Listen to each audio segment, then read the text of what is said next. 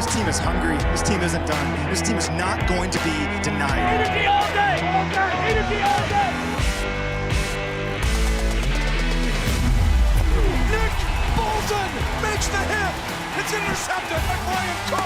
It's Mahomes gunning it long. Caught!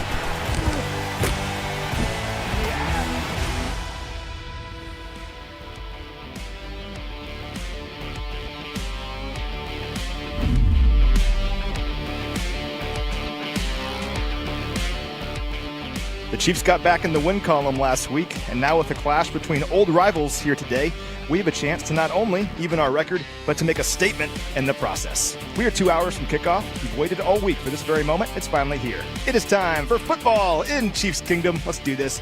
My name is Matt McMullen, joined by voice of the Chiefs, Mitch Holthus. This is Field Pass, presented by StorageMart.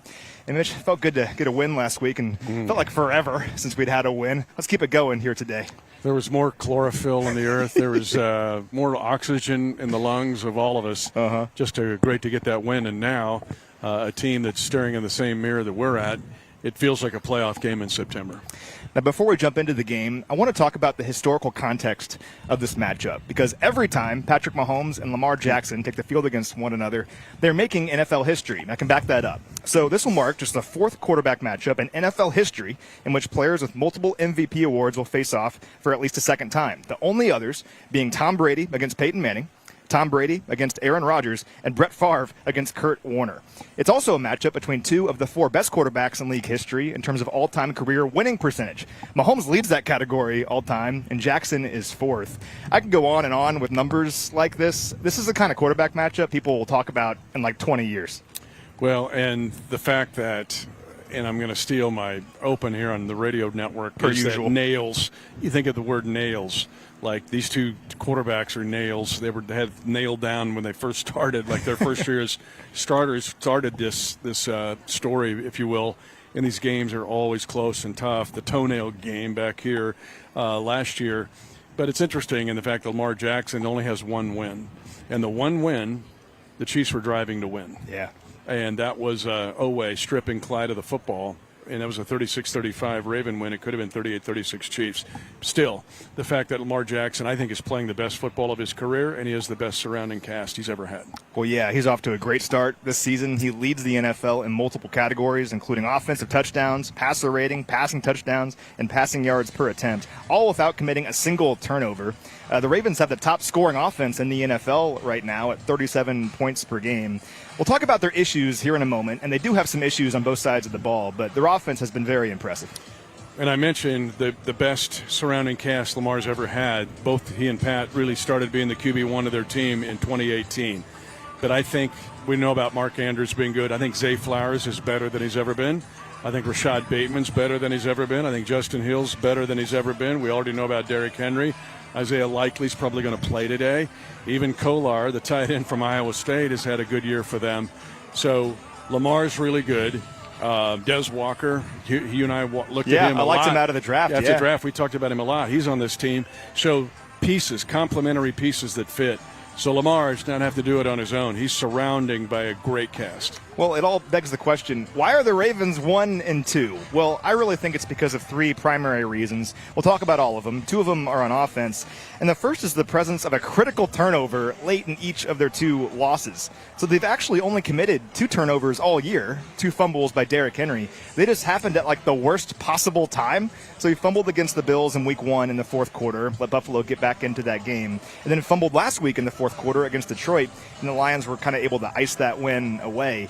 It's been part of what's been like an up and down season, I think, for Henry so far, because in Buffalo, before the fumble, he was awesome. He ran for 169 yards on just 18 carries in that game, averaging nearly 10 yards per attempt. Not so much over the last 2 weeks, though. Only rushed for 73 yards on 23 carries in his last 2 games.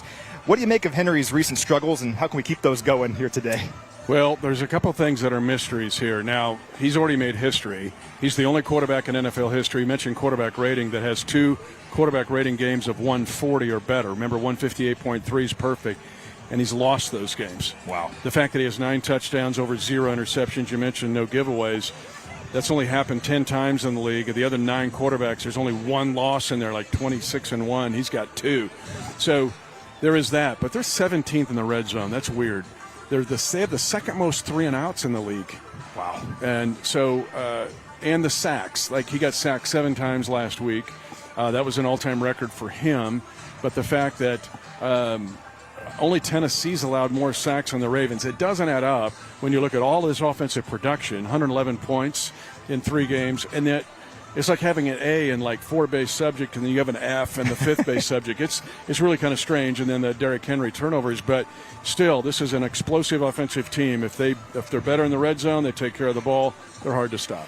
Well, for what it's worth, the Chiefs under Steve Spagnuolo have been very good against Henry, relatively speaking. They've held him under 100 rushing yards in 3 of their 5 meetings with Henry. I'm glad you brought up the protection issues as well, though, because that's something I had to look up like 3 or 4 times to make sure I was reading it correctly. Cam Ward is the only quarterback in the NFL sacked more times this year than Lamar Jackson. You mentioned the 7 times last week. How'd the Lions do it, and how can we find a way to muster a similar effort here today? Well, first of all, this just in, the Lions are really, really, really good. Yeah. They'll be here in 2 weeks. Can't wait. They might be the best team in the league right now as far as no weaknesses around. Their defense is awesome, but they were able to do it without getting a lot of blitzing. They were able to get 4-man pressure against the offensive line. I think where the Ravens maybe have some issues are their guards, just being consistent in there. But it's a matter, too, I think, and here's where the play calling, here's where Lamar Jackson decision-making is huge here. If you look at them, they're 3rd in the league in first half runs. They're middle of the pack, like 14th in the league in second half runs. You mentioned the AFC Championship game and holding them down. You remember there were congressional inquiries of why the Ravens didn't run the ball. They ran it like 5 times, yeah. The Chiefs held them to 81 yards. Here's another big nugget. It's the first time in Lamar's career with the Ravens, not Louisville, that they've been back-to-back under 100 yards rushing. I look for them today to try to run the ball and run the ball more than they have been. I think Lamar feels like to get where they need to go and win a Super Bowl, he's got to be a 3- and 5-step passer. He's got to hit 9 routes. He's got to hit 7 and 8 routes. That takes time. And if he doesn't have that protection, then he's taking sacks that he did not take at any other time in his career. Well, you mentioned the front 4 for Detroit last week. 5 of their 7 sacks were with 4-man rushes. I mean, that's incredible. They weren't blitzing him hardly at all. The Chiefs were blitzing at the highest rate in the league going into last week. Not so much against the Giants, though. Only blitzed 6 times in that game. Still got a 54% pressure rate on Russell Wilson. And one of the guys we're counting on here in this game to get some pressure with that front 4 is Charles Omenihu. We had a chance to catch up with Charles on our podcast earlier this week. How do you get to 2-2 and beat the Ravens? You get Charles Omenihu on defending the kingdom, bringing in number 90 here for the Magic. How encouraging, though, is it for the defense now to put 2 games together, like the game against the Eagles and the game against the Giants? Yeah, it's very encouraging, honestly. We kind of started off slow week 1, and we picked it up week 2, and definitely I think this past week we definitely put our foot down and had one of those games that we're used to. So it feels good to kind of just get things rolling. I think people kind of have expectation of it to be smooth sailing all the time, but I mean, people across from us get paid too, and you just got to make adjustments. And I think we're just going to keep rolling and rolling, and things are going to just continue to get better. And looking at last week, the performance for me was particularly encouraging because you got pressure on Russ on like 54% of his dropbacks, but only blitzed 6 times. Yeah. So the front 4 was winning quite a bit. Yeah. How do you find a way to keep that going here moving forward? Yeah, I think we just got to continue to be aggressive as a D-line. I think we got to just have a mentality of like, hey, if I make an inside move, my nose or my 3-tech is going to cover me. And if the 3-tech, Chris, is getting upfield high, you feel him. And guys are just throwing their fastballs and just going, not really kind of having too much thought process. I understand that, yes, you need to contain the quarterback, but I think when you're just a lot more aggressive, a lot more just, hey, I need to get to him kind of mentality, and I think that's how you kind of get the number to continue to go up. That being said, here come the Ravens. They've scored 111 points in 3 games. When you have a running quarterback who's elite like Lamar Jackson, and then you get Derrick Henry in the RPO or quarterback run game by design, what are your responsibilities and the defensive as a whole slowing these guys down? Yeah, I think with Derrick Henry, I think it starts off with just kind of cutting his legs off. I think he's a guy, once he does get going, he's tougher. But I think when you muddy up the running lanes, great running back, but it's kind of difficult for him to get going if he doesn't have a clear lane. That's kind of been his thing. So you muddy up the running lanes, and when he does kind of get a little bit of escape, knock his legs out. With Lamar, I think you just got to harass him, make it uncomfortable for him. I think he's another guy that you want to get to his legs because he's so just shifty up top. So you cut all that off, and I think you have a better opportunity of stopping those two. Well, and you're in the same division with Derrick Henry, so you were seeing him a lot for a while. It's not like you haven't seen him before. Yeah. And that Ravens game in the playoffs a couple years ago, obviously a bittersweet one for you, but you got that strip sack on Lamar. Yeah. How difficult is it to corral a guy like Lamar, and how good does it feel when you get him on the ground? Yeah, I mean, it's probably a lot harder when he can see you. That one he didn't see me, so it was a little bit easier, but it felt great. I was just I always have self-talk with myself, and I told myself, man, you got to get on the board. Like, understand it is a long season, and I'm trying not to press, but I feel like this is a good opportunity, a good game for me to do that. I have had success against them, so hopefully this game is a game where I kind of just have that, okay, now I'm ramping up, I'm ready to go, I'm getting to it type of feel. And them not seeing you, you have this ability to strike because of your arm length. Yeah. How much of that is a weapon for you and your ability to kind of sneak up on somebody? Yeah, I love being on the blind side, honestly, because my first thought process is strip the ball. They can't see me. They don't know I'm coming. And once they do realize, it's kind of like panic mode. So, yeah, I mean, being on the blind side for me in my career has been something I've liked. And just want to try and continue it again, get it going. I think it's funny when you're moved inside too, though, because the guards can't handle your length. They're like freaking out. I remember when we first signed you, Mitch immediately sent me the clip of you sacking Pat back in like 2018? 2019. 2019. Yeah. Changed the whole game. And we're like, finally, we got this guy on our side now. Yeah. Yeah, that was I remember that was the day that JJ told me I got his respect now. Oh, it was. Yeah, that was a game where JJ kind of looked at me as a guy that could help out, So, memories like that always put a smile on my face, and just like I said, it just keeps me upbeat as far as like slower starts will get you. You've done this, You've done this. You're all good. Just kind of just continue, just push, and eventually it'll fall for you. You ever reminded Pat of that moment? Nah, I haven't. I think when I first got here, Pat had mentioned it. But that's one of my definitely when I in my house, it's definitely a photo of me stripping Pat. All right, great stuff there from Charles and Menahu. We're now joined by an absolute legend. It's Priest Holmes. Priest, what's going on, man? I'm doing well. I'm glad to be back here in Kansas City. It's so much fun. It's exciting when you meet that first person when you get off the plane. You're over there by the car rental or you're getting picked up, and somebody jumps out with the Chiefs jersey and stuff like that. And, they walk by and one guy said, you know what, I don't think she remembers you. But once I tell her your name, she's going to want a picture with you. And exactly that's what happened, So I still love the fact that I still see all the jerseys, all the red coaters, all the fans having a great time. That's awesome. Well, for you, I mean, you had so many great moments on this field. What are the emotions like when you walk out of that tunnel? Yeah, it's pretty exciting.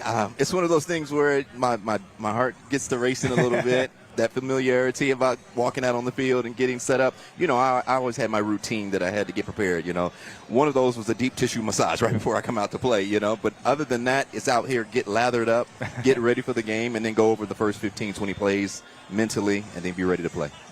Priest, it's perfect that you have this game that you're going to bang the drum because this is the team you started with. That's right. People forget you had 1,300 all-purpose yards for these guys before you came to us. Yeah. So what goes through your mind, body, and soul when you see your two teams going at each other? Well, it brings up those 4 dark years, I call them my first 4, with Baltimore. Of course, one of the best defenses that I had a chance to be along with as well. Tony Siragusa, and then Ben Adams as well. Sam Adams.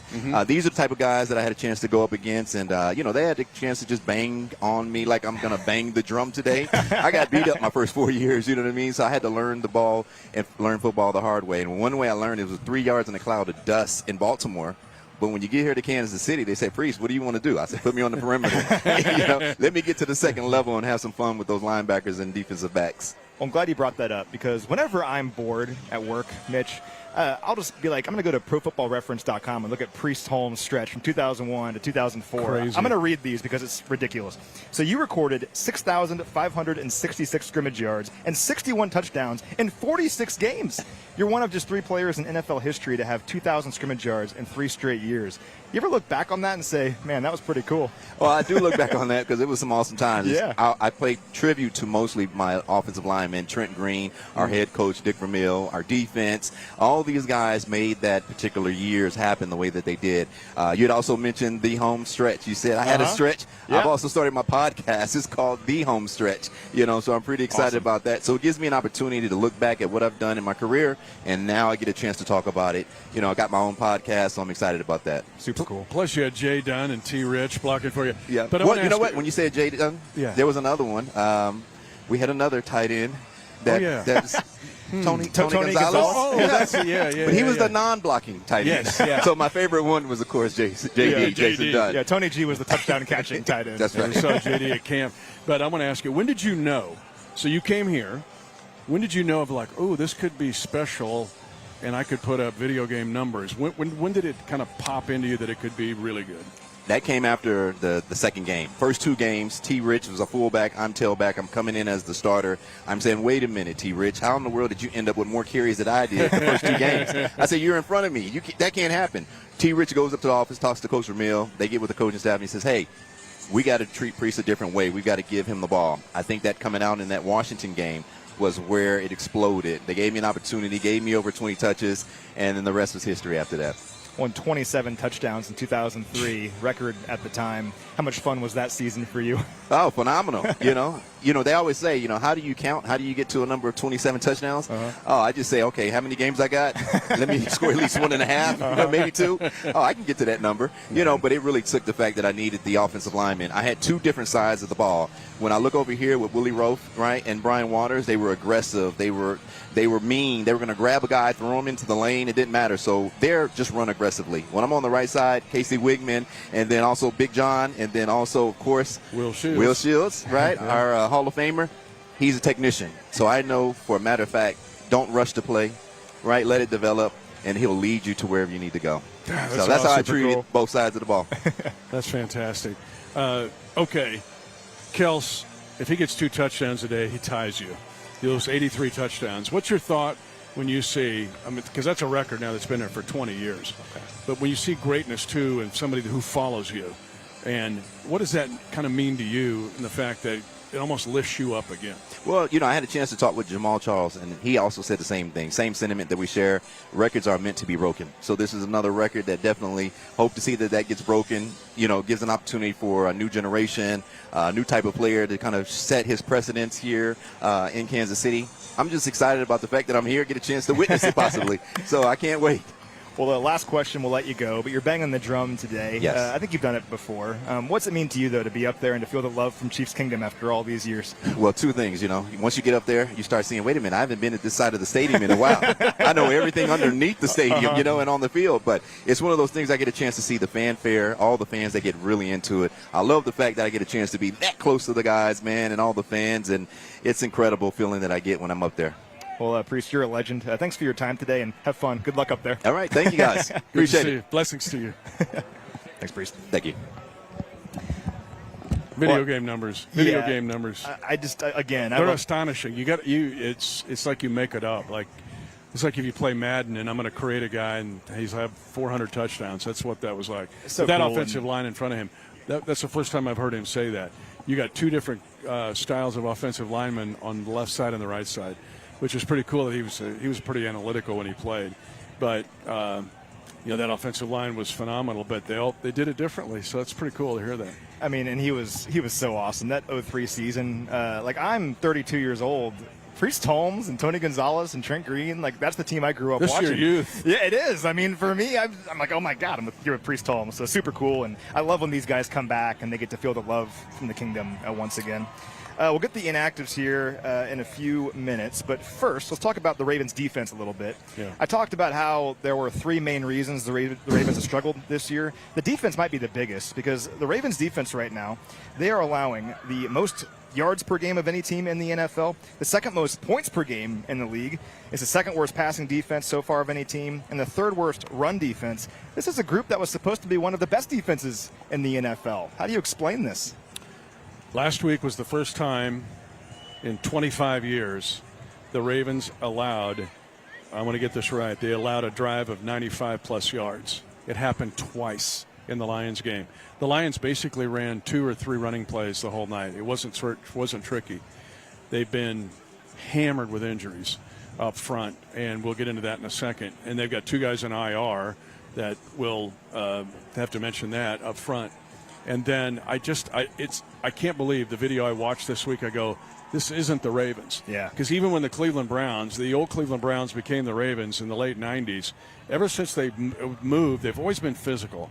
They may not have the best team, but they're always physical and tough and will beat you up. Right now on the defensive side, they're getting beaten up. And so they have not been able to slow down the run at all, and it's just perplexing. We talk about the offense getting 111 points. They've given up 96. I mean, they're giving it up at record pace. And so the Chiefs have got to exploit it.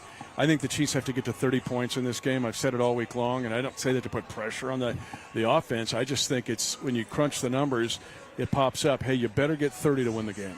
Well, the run defense thing is just really surprising because they had their struggles in the passing game last year defensively, but not against the run. They were excellent against the run last year. Not the case this season. Like you said, the Lions rushed for 220 yards against these guys last week. Baltimore missed 20 tackles in that game, and 157 of those 220 yards were after first contact. Now, the Chiefs' running game got going a little bit last week, like you alluded to. Would love a big performance here from Isaiah and Kareem. Yeah, the whole crew. And I'm going to throw Brashard Smith in there, too. And not just as a pass receiver, but as a runner. And then the running plays that aren't necessarily the traditional running plays. Getting Xavier Worthy back is big. Remember, he scored on an end around, which is legally a run. Depends on if he gets a flip pass or if he gets it behind the quarterback right here, right there. It was a 21-yard run. He just ran like a blur against him. That's part of this, too. It's all of that in the rushing total to attack this team on the ground. I just love last week's 11-play, 74-yard drive, 6 runs, 5 passes. You were right by me in the booth. And the fact that on those 6 runs on first downs, the Chiefs averaged 6 yards a run on an average. And it wasn't Mahomes scrambling for 35. So it's everybody, all hands on deck to try to attack this team on the run, traditional runs and non-traditional runs. We just got the inactives. That's why I'm scribbling these things down. So it looks like some good news, obviously. There was no question about this, but Xavier Worthy is active and going to play here today. How does Xavier change things for this offense? Well, because he can get you side to side and vertical. And the other thing that excites me is that now you've finally got a game where it's Hollywood and Xavier together on the field at the same time. Finally. And soon Rashee Rice will be here. So until Rashee gets here, then I'm going to throw Brashard Smith in there. You finally have the kind of 4x100 meter relay team. Well, throw Tyquan Thornton in there. He can run the 4x1. And the fact that it's not just Worthy on his own being the only speed guy right now in this offense. And Xavier can affect a drive in so many ways. A vertical route, he became a superb route runner at the end of last year. And then, as I mentioned, the side-to-side action, which really excited me in the first drive of the second half. That means the flip passes. That means the jet sweeps. That means the end arounds. That's tailor-made for Xavier Worthy. But if Worthy's on the field at the same time as Hollywood and Tyquan and even Brashard Smith, now you've got real problems because that is 4 speed guys on the field to get after the Ravens. Some good news for the Chiefs. Ashton Gelati is active today. He popped up on the injury report on Friday with an illness. He's active, good to go. There's also some confusion out there about Chris Jones. Chris Jones is active today. Yeah. I know Chris got added to the injury report yesterday. Chris Jones is going to play here today, as far as I know. So Chris Jones active, Ashton Gelati active. Christian Fulton not going to play here today with an ankle injury. He was questionable coming in. But I think Noel Williams played pretty well last week. Let's see what Noel can do today. I'm really excited about Noel Williams. Physical technician, but he also is very skilled. We see that on special teams plays, but I think more and more. And keep in mind now, if Noel Williams can emerge, what does that do? McDuffie can go inside in the slot. Yes, sir. Where you thought you were going to have him all along. So if Noah Williams becomes, in effect, the replacement of what you thought Christian Fulton was going to be early in the season, Jalen Watson coming off one of his best games, and McDuff can play in the slot. It'll be mix and matching by Spags all day. It's not going to be the same nickel look. It's what he does anyway. But if Noel Williams can command that corner position, then it opens the door for Trent McDuffie.